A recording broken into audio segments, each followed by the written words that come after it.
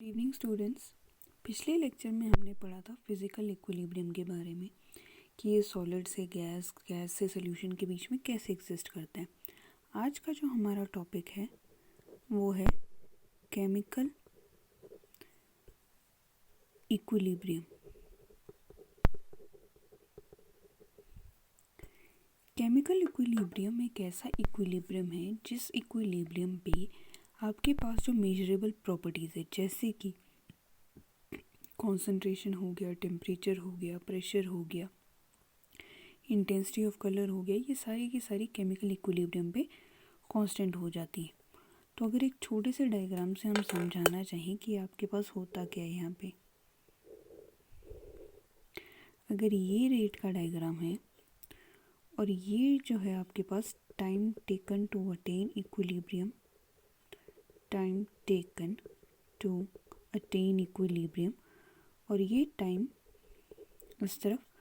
तो अगर हम एक ग्राफ ड्रॉ करते हैं, ठीक है, ये अगर फॉरवर्ड रिएक्शन का ग्राफ है और ये अगर बैकवर्ड रिएक्शन का ग्राफ है, तो जिस पॉइंट पे आपके पास rate of forward reaction rate of backward reaction के बराबर हो जाएगा, उसको हम कहते हैं इक्विलिब्रियम स्टेट। ठीक है। और एक चीज़ और जो हमने अभी डिस्कस की थी कि टेम्परेचर, प्रेशर, कॉन्सेंट्रेशन और इंटेंसिटी ऑफ कलर, ये चीज़ें जो हैं कांस्टेंट हो जाती हैं। ये पहला पॉइंट हो जाएगा इसका। अगर हम दूसरे पॉइंट की बात करें तो केमिकल इक्विलिब्रियम जो है किसी भी डायरेक्शन से अटेन हो सकता है। ज़रूरी नहीं है कि आप फॉरवर्ड से चलें और फिर बैकवर्ड पे इक्विलिब्रियम अटेन करें। आप चाहे बैकवर्ड कहीं से भी शुरुआत करें। अगर आप फाइनल प्रोडक्ट लेके रिएक्टेंट बनाने की कोशिश कर रहे हैं और उनके बीच में इक्विलिब्रियम एग्जिस्ट कर रहा है, तो वहाँ भी आपके पास केमिकल इक्विलिब्रियम आ जाएगा। और वहीं अगर आप फॉरवर्ड से बैकवर्ड की तरफ जा रहे हैं, यानी कि स्टार्टिंग रिएक्टेंट से लेकर प्रोडक्ट की तरफ जा रहे हो, तब भी आपके पास सेम ही प्रोडक्ट आएगा, यानी कि केमिकल इक्विलिब्रियम वहाँ इस्टेब्लिश हो चुका है। तो हम कह सकते हैं कि it can be attend from either direction. आप चाहे जो भी डायरेक्शन लें, ये वहाँ से अटेन हो सकता है। अब जैसे कि N2O4 गैसेस लेते हो आप और इसको प्रोडक्ट में बनता है 2NO2 गैसेस। ये कलरलेस है और ये एग्जिस्ट कर रहा है आपके पास 273 केल्विन पे। वहीं 2NO2 गैस ये है रेडिश ब्राउन और ये एग्जिस्ट कर रहा है एट 373 केल्विन पे। तो अगर हम जैसे मान लीजिए इन दोनों को हमने क्रिएट किया, जो इक्विलिब्रियम है आपके पास N2O4 गैस के बीच में और NO2 के गैस के बीच में, वो फ़र्क नहीं पड़ता चाहे हम इस प्योर N2O4 से शुरू करें या प्योर नाइट्रोजन डाइऑक्साइड से शुरू करें। उसी तरह अगर मैं H2 gas plus I2 gas in दोनों को कंबाइन करके 2HI गैसेस बना रही हूँ, तो चाहे मैं हाइड्रोजन और आयोडीन प्योर लूँ तब भी मेरे पास प्रोडक्ट यही आएगा, और अगर HI को डिसोसिएट करके अगर ये क्रिएट करती हूँ तब भी मेरे पास प्रोडक्ट यही आएगा। तो हम कह सकते हैं कि आप किसी भी डायरेक्शन से चलें, चाहे यहाँ से जाएं चाहे यहाँ से जाएं, दोनों केसेस में क्या होगा, आपके पास इक्विलिब्रियम अटेन हो जाएगा।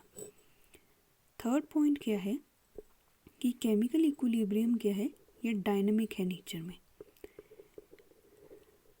यानी कि ये रिएक्शन जो है इक्विलिब्रियम पे नहीं रुकता है, पर जिस रेट पे आपके पास forward reaction rate of reaction occur कर रहा है, उसी रेट पे बैकवर्ड रिएक्शन भी अकर करेगा। यानी कि आपके पास किसी भी ऐसे पॉइंट पे हमेशा जो रेट ऑफ फॉरवर्ड रिएक्शन है वो रेट ऑफ बैकवर्ड रिएक्शन के बराबर होगा। अगर हमें इसको अंडरस्टैंड करना हो कि ये डायनेमिक नेचर कैसे एग्जिस्ट करता है, तो हम सिंथेसिस लेंगे अमोनिया का और उसी कंडीशंस के साथ। अगर स्टार्टिंग कंडीशन हमारे पास चाहे हाइड्रोजन, और हमने क्या किया कि इस केस में हाइड्रोजन की जगह ड्यूटेरियम ले लिया, तो रिएक्शन मिक्सचर चाहे आप हाइड्रोजन या ड्यूटेरियम से लो, वो इक्विलिब्रियम पे पहुंच जाएगा उसी कंपोजिशन के साथ, एक्सेप्ट देखो जैसे H2 प्लस N2 ये मिलके क्या बनाते थे 2NH3। वहीं अगर मैं हाइड्रोजन को रिप्लेस करके इसकी जगह D2 लिख दूँ, तो D2 प्लस N2 क्या बना देंगे ND3। अब यहाँ पे क्या है, इक्विलिब्रियम जब अटेन हो जाएगा तो ये जो दोनों मिक्सचर्स है, अगर इनको मिक्स किया जाता है तो और कुछ टाइम के लिए छोड़ दिया जाता है, तो हमें देखा गया कि जो आपके पास कंसंट्रेशन ऑफ अमोनिया जितनी स्टार्टिंग में थी उतनी ही प्रोडक्ट में रही। यानी कि चाहे आप ये वाला मेथड लें चाहे ये वाला मेथड लें, जहाँ से लें आपके पास प्रोडक्ट सेम ही आएगा। देखो हुआ क्या ना, जब मास स्पेक्ट्रोस्कोपी से इनको एक्सपेरिमेंट किया गया तो इनके साथ साथ 10 चीज़ें और आ गई, जैसे कि अमोनिया तो था ही था, इनके साथ NH2D हो गया, NHD2 हो गया और आपके पास ND3 हो गया। देखो अगर रिएक्शन यहीं स्टॉप हो चुका होता, मतलब आपके पास अमोनिया बन चुका होता और रिएक्शन वहीं स्टॉप हो जाता, तो ये चीज़ें तो कभी बननी नहीं थी। तो इसका मतलब है कि रिएक्शन आपके पास देखने पर बेशक कंप्लीट हो चुका है, कि मतलब सेम ही प्रोडक्ट और रिएक्टेंट रह रहे हैं आपके पास, लेकिन एक्चुअल में रिएक्शन कंप्लीट हो ही नहीं पाया है, वो रिएक्शन वहीं रह जाता है। इसको इसको अटेन किया जा सकता है क्लोज्ड कंटेनर में, can be attend in a close container if reaction involves, अगर रिएक्शन जो है वो गैसियस स्पीसीज़ को इन्वॉल्व करता है।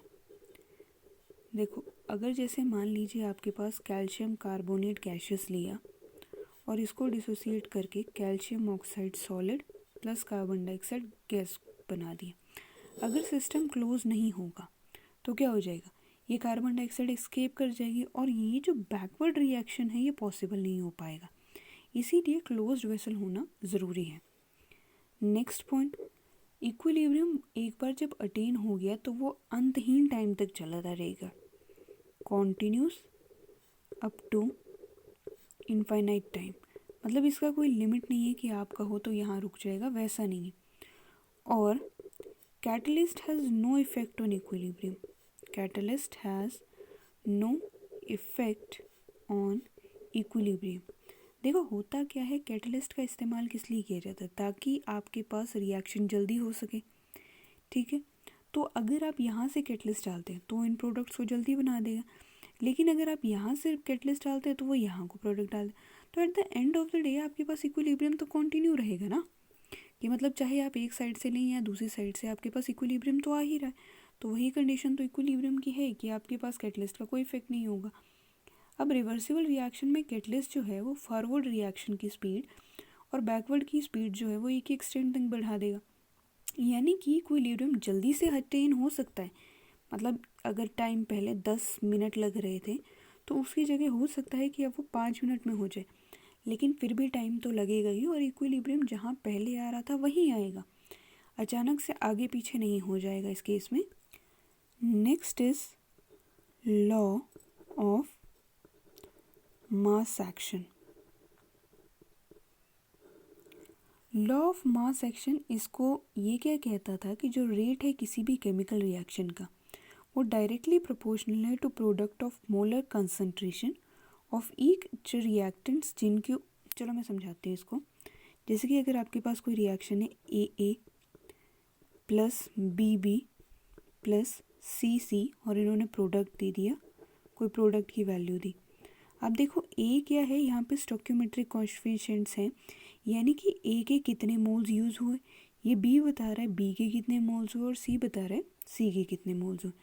तो रेट ने कहा, लॉ ऑफ मास एक्शन ने कहा कि ये डायरेक्टली प्रोपोर्शनल होगा जब आप इनकी कॉन्सेंट्रेशन ले रहे हो, A की concentration to the power A into B की concentration to the power B and C की concentration to the power C, यानी कि K times A to the power A, इस प्रोपोर्शनैलिटी कांस्टेंट को हटाकर हम K लगा सकते हैं, A to the power A, B to the power B और C to the power C, जहाँ पे K जो है ये क्या है, स्पेसिफिक रेट कांस्टेंट।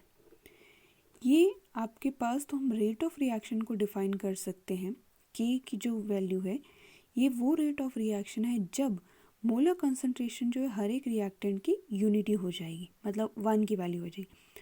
तो अगर इनको हम 1 पुट कर देते हैं, देखो when all concentrations is equal to 1, तो रेट क्या हो जाएगा, इज इक्वल टू K, 1 की पावर A, 1 की पावर B, 1 की पावर C, तो ये K के बराबर। जब सारी कंसंट्रेशन आपके पास 1 के बराबर हैं तो रेट जो है वो स्पेसिफिक रेट कांस्टेंट के बराबर हो जाएगा।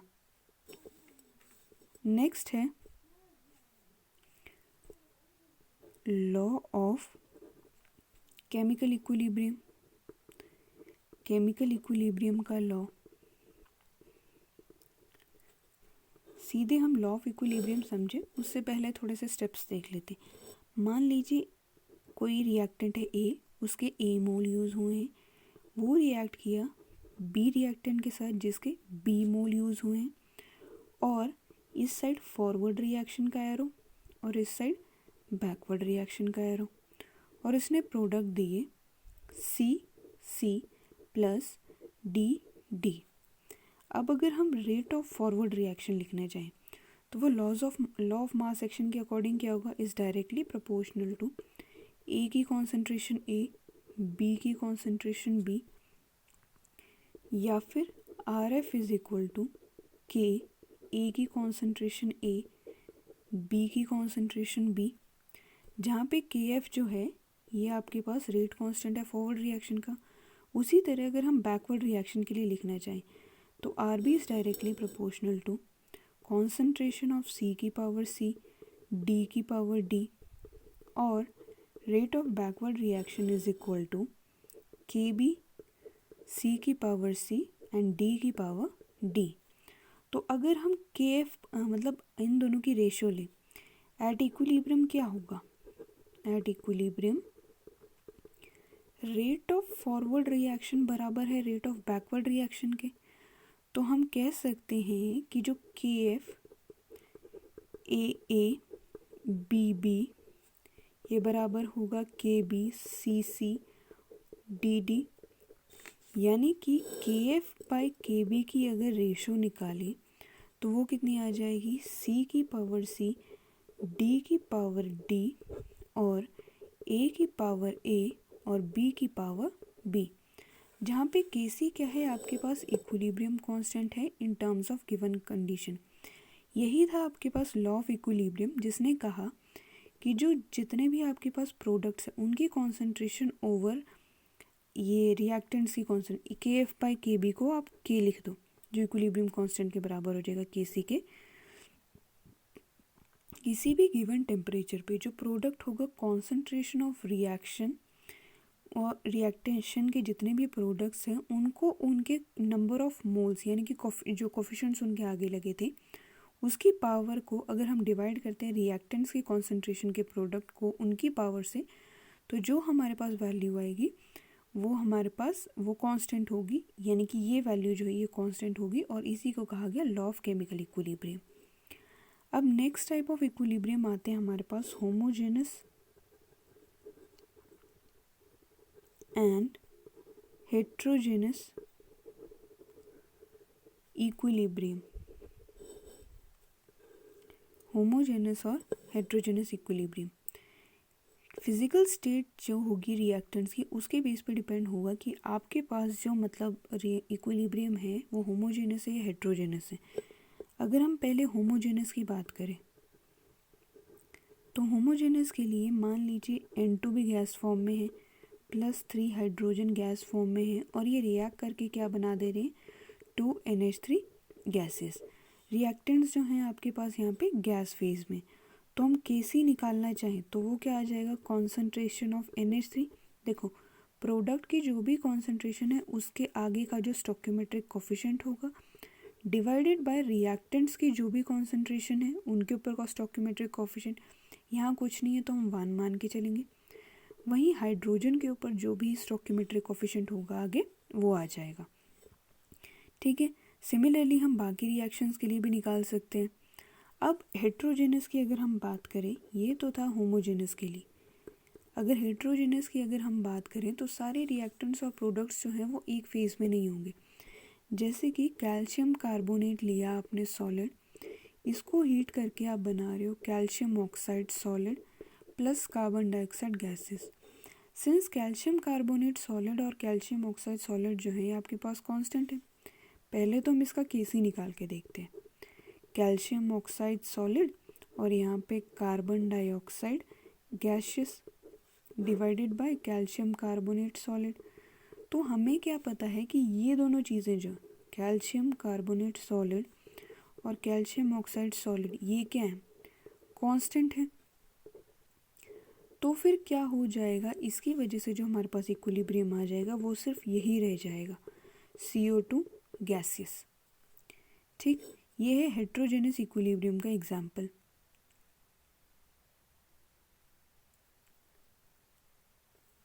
यहाँ तक तो हमने पढ़ा कि होमोजेनस और हेट्रोजेनस इक्विलिब्रियम क्या होता है। अब equilibrium constant in gaseous system. देखो, जो हमने गैसेस सिस्टम्स के लिए अब तक जो इक्विलिब्रियम की बात की थी उसमें हम कंसंट्रेशन इस्तेमाल कर रहे थे रिएक्टेंट्स एंड प्रोडक्ट्स की। लेकिन जहाँ गैसेस इन्वॉल्व होंगी तब वहाँ क्या करते हैं, हम आइडियल गैस का इक्वेशन का यूज़ करते हैं, जैसे PV is equal to NRT। तो हम इसको लिख सकते हैं P is equal to N/V/RT। तो अगर आपके पास कंसंट्रेशन C जो है वो मोल पर लीटर में है और प्रेशर बार में है, तो इसको ये N/V को हम क्या करते हैं, C से डिनोट कर देंगे। तो P is equal to CRT। ठीक है, तो हम कह सकते हैं कि जो प्रेशर है वो directly proportional to constant gas के बराबर होगा एट कांस्टेंट टेम्परेचर पे। तो मान लीजिए अगर किसी रिएक्शन में गैसेस इन्वॉल्व है, जैसे कि AA गैस है कोई और B गैस है कोई, फिर C गैस बना रहे हैं प्लस D गैस बना रहे हैं, तो इसके केस में Kp आपके पास कांस्टेंट प्रेशर पे हमने यूज़ किया ना, Kp is equal to concentration of C यहाँ पे PC just a mole, pressure of C to the power C, pressure of reactant D to the power D। ठीक है, pressure of reactant A to the power A, pressure of reactant B to the power B। तो हम अगर concentration इससे निकाल दें, क्योंकि CRT के बराबर होता है, तो कॉन्सेंट्रेशंस को अगर हम बाहर निकाल दें, A to the power A, B to the power B, तो यहाँ से RT क्या आ जाएगा, C प्लस D, और यहाँ से RT आ जाएगा A प्लस B। क्योंकि बेसिस सेम है तो पावर्स ऐड हो सकती है। तो यहाँ से concentration to the power C, D की पावर D, देन A की पावर A और B की पावर B। RT क्या आ जाएगा यहाँ से, डेल्टा N इसके ऊपर। तो इसको लिख सकते हैं हम, क्योंकि हमने पढ़ा था ना कि रिएक्टेंट्स माइनस प्रोडक्ट्स, जिसमें reactants minus products minus reactants के मोल्स जो होते हैं उसके लिए डेल्टा N की वैल्यू यूज़ होती है गैस के केस में। तो KCRT to the power delta N, तो KP क्या आ जाएगा, KCRT to the power delta N। अगर तो डेल्टा N ज़ीरो है तो क्या होगा, KP KC के बराबर हो जाएगा। अगर delta N greater than zero है तो KP क्या होगा, KC से ज़्यादा। वहीं अगर delta N less than zero है तो KP is less than KC। Next है यूनिट्स ऑफ इक्विलिब्रियम कांस्टेंट। अगर KC की बात करें तो KC की यूनिट्स क्या होंगी, mole litre to the power -1 delta N, और वहीं KP की अगर हम बात करें तो bar to the power delta N।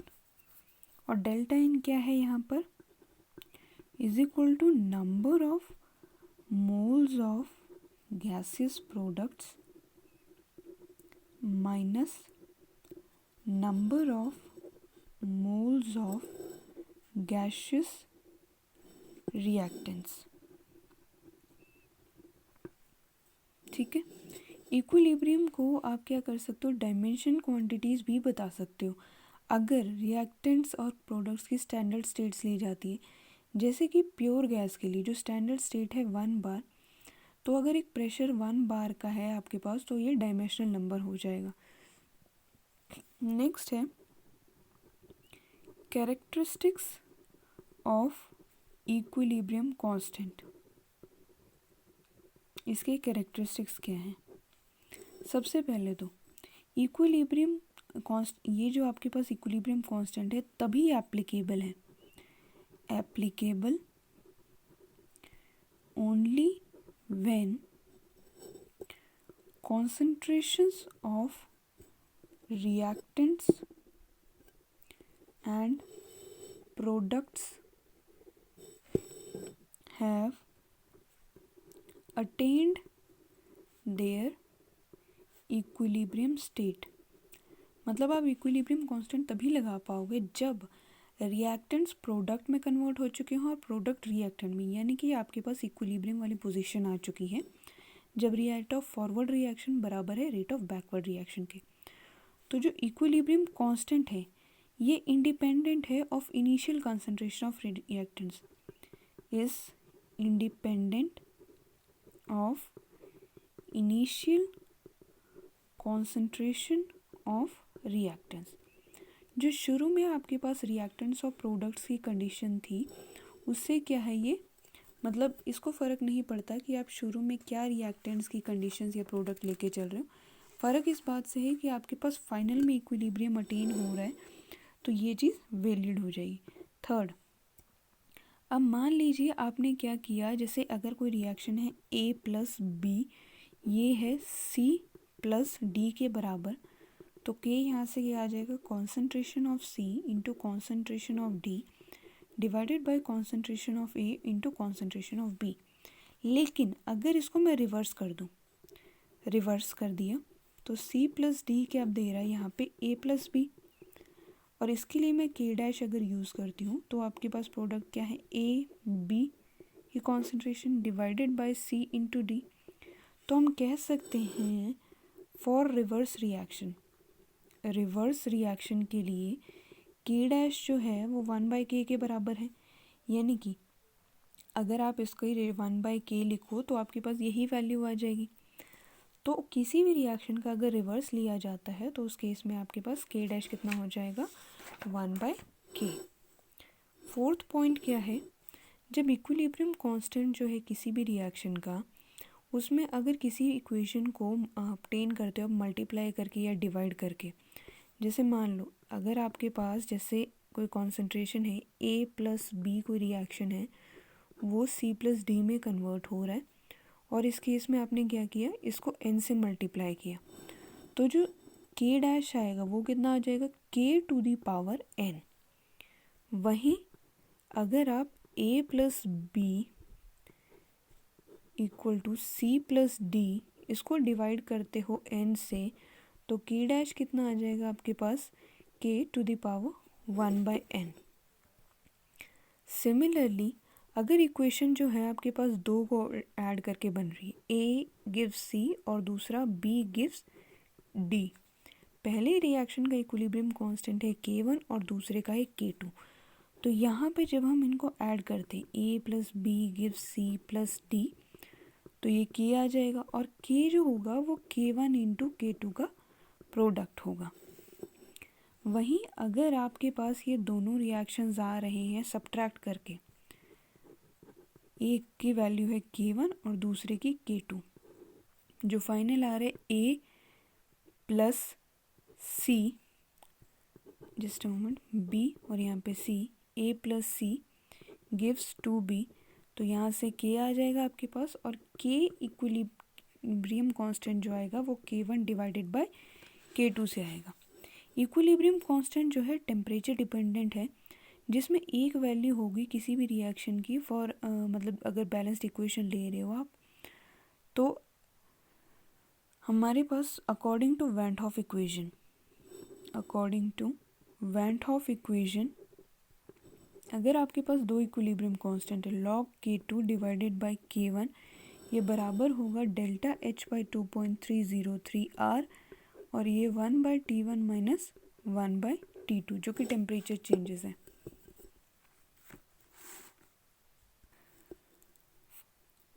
Sixth point, for an endothermic reaction, अगर हम एक एंडोथर्मिक रिएक्शन की बात कर रहे हैं, ठीक है, तो अगर A से B की तरफ जाने वाला रिएक्शन अगर एंडो है तो दूसरा B से A की तरफ जाने वाला रिएक्शन क्या होगा, एक्सो। तो यहाँ पे K की वैल्यू जो है इंक्रीज़ करती है एज KF जो है वो ज़्यादा है KB से। वहीं जब हम एक एक्सोथर्मिक रिएक्शन की बात करें, for an exothermic reaction, X दे रहा है Y, ये साइड आपकी एक्सो है और ये साइड आपकी एंडो है, तो यहाँ पे आपके पास K जो है वो डिक्रीज़ करता है विद राइज इन टेम्परेचर, और यहाँ पे KB, क्योंकि KB जो है वो ज़्यादा है KF से। अब नेक्स्ट है applications of equilibrium constant to predict the extent of reaction। अगर तो Kc ग्रेटर देन 10⁻³ है तो क्या होगा, प्रोडक्ट्स डोमिनेट ओवर रिएक्टेंट्स।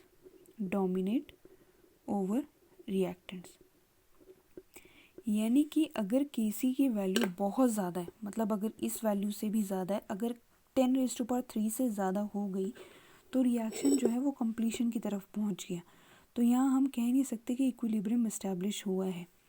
वहीं अगर if Kc is less than 10⁻³ तो यहाँ क्या होगा, रिएक्टेंट्स डोमिनेट ओवर प्रोडक्ट्स। तो यहाँ पे अगर Kc बहुत छोटा है तो रिएक्शन, ये जो है आपके पास रिएक्शन प्रोसीड्स रेयरली, बहुत मुश्किल से, यहाँ पे क्या होगा, रिएक्शन प्रोसीड्स टू कंप्लीशन। और अगर आपके पास Kc की वैल्यू जो है वो 10⁻³ से लेकर 10⁻³ के बीच में घूम रही है तो क्या होगा, आपके पास appreciable concentration of both reactants and products are present, दोनों की कॉन्सेंट्रेशन जो है प्रेजेंट होंगी। Next, predicting the direction of reaction की डायरेक्शन को प्रेडिक्ट करना। जो इक्विलिब्रियम है वो ये हमें ये भी बता सकता है कि रिएक्शन किस डायरेक्शन में प्रोसीड करता है। इस पर्पस के लिए हम क्या करेंगे कि रिएक्शन क्वोशिएंट कैलकुलेट करते हैं, जिसको हम Q से डिनोट करते हैं। अब रिएक्शन कांस्टेंट जो है, अगर आपके पास कंसंट्रेशन, मोलर कंसंट्रेशन तो QC, और अगर पार्शियल प्रेशर्स की वैल्यू है तो QP। अब यहाँ पे जो QC हैं वो ज़रूरी नहीं है कि आपके पास नेसेसरली इक्विलिब्रियम वैल्यूज़ हों, जो कि आपके पास KP और KC की डायरेक्ट कंडीशंस थी। तो हम क्या कह सकते हैं, QC जैसे मान लीजिए हमारे पास कोई रिएक्शन है AA प्लस BB, ये क्या दे रहा है, CC प्लस DD। तो हम कह सकते हैं कि यहाँ से अगर हम QC निकालना चाहें, अगर मोलर कॉन्सेंट्रेशन निकालनी हो तो वो आ जाएगा हमारे पास C की पावर C, D की पावर D, A की पावर A एंड B की पावर B। या फिर अगर पार्शियल प्रेशर्स दे रखे हों तो QP is equal to PC to the power C, PD to the power D, PA to the power A, PB to the power B। At equilibrium पे क्या होता है, हमारे पास QC जो है वो QC के बराबर है। अब देखो यहाँ 3 कंडीशंस आती हैं। इफ़ रिएक्शन कोफिशिएंट की वैल्यू जो है वो Kc से कम है तो reaction will proceed in forward direction to equilibrium. वहीं अगर Q की वैल्यू ग्रेटर देन Kc है तो रिएक्शन प्रोसीड करता है इन बैकवर्ड रिएक्शन। वहीं अगर Q जो है QC के बराबर है तो रिएक्शन क्या है, इज़ एट इक्विलिब्रियम। और वहाँ पे अगर Q जो है वो Kc के बराबर है तो रिएक्शन इक्विलिब्रियम की तरफ जा रहा है और आपके पास there would be no change in equilibrium composition of reactants and products.